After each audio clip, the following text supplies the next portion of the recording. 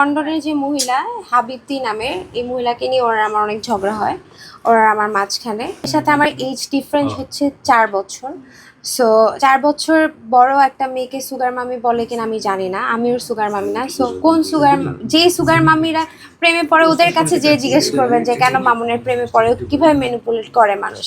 মামি না, আমার তো এই জাত না, সো আমি এটা বলতে পারবো না। আমি তো মামুনের অনেকের হয় কি ভাইয়া সোশ্যাল মিডিয়ার প্রতি অনেক এডিকশন থাকে, হয়তোবা এই জন্য সুগার মামিরা হয়তোবা ওর প্রেমে পড়ে বা ও ফেলায়। ওকে আপনারা জিজ্ঞেস করতে পারেন এত ছোট ছেলে কেন এই সুগার মামিদের সাথে এগুলো করে।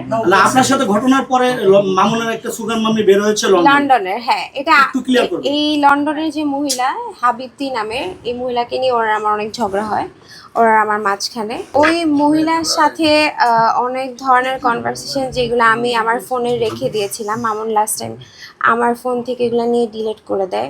ওই মহিলার সাথে রিসেন্ট ওর হচ্ছে ওই মহিলা নাকি একটু লন্ডন নিয়ে যাবে, ওই ধরনের কথাবার্তা চলতেছে আর কি। সো দেখা যাক। আমি লিখন ভাইয়ের সাথে যোগাযোগ করেছিলাম, ওনার সাথে আমার এখনও পার্সোনালি কোনো কথা হয়নি। ভাইয়া হয়তো ওনার সাথে যোগাযোগ করেছে। আচ্ছা, অবশ্যই উনি যদি করতে চায় আমি ওনার সহযোগিতা নিব, বাট ওনার সাথে আমার এখনও কোনো কথা হয়নি কোনো রকম সরাসরি। তো আপাতত আইনি সহযোগিতা নিচ্ছি, যদি আমার ওনার সহযোগিতা লাগে আমি নিব। ভাই আমি ওর সাথে সম্পর্ক কন্টিনিউ রাখবো না। আমি অনেক চেষ্টা করেছি, অনেক চেষ্টার পরেই আপনাদেরকে ডেকেছি। আমাকে ও এর বহুবার নিয়েছে, এর আগে এর নিয়ে আবার মেরেছে, একই জিনিস বারবার কন্টিনিউ হচ্ছে। আমি তাকে ট্রাস্ট করি না, সে আমাকে এবার নিয়ে মেরেও ফেলতে পারে ভাইয়া। আমি যেহেতু তার মানে ইয়াবা খাওয়ার ছবি আপনাদেরকে দেখিয়েছি, এটা নিয়ে সে খুব ক্ষিপ্ত আমার প্রতি। সো এবার সে আমাকে নিলে মেরেও ফেলতে পারে ভাইয়া। সে কন্টিনিউয়াসলি এটাই থ্রেট দেয়। সে তো বলেছে যে যা হয়েছে সব মাফ করে দিবে, সব ভুলে যাবে। না, আমি উনাকে আর বিশ্বাস করি না।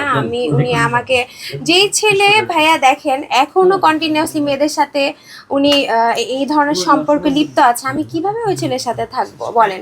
বিয়ের আগেও আমি এই ধরনের সম্পর্ক করেছি, আমি ওনাকে মাফ করে, উনি কাবা শরীফে গিয়ে মাফ চেয়েছি, আমি ওনাকে মাফ করে ওনাকে বিয়ে করেছি। সেম বিয়ের পরে সেম জিনিসটাই কন্টিনিউ করছে, আমি ওনার সাথে কেন থাকবো। কাবা শরীফ থেকে আসার কদিন পর থেকে শুরু হয়েছে?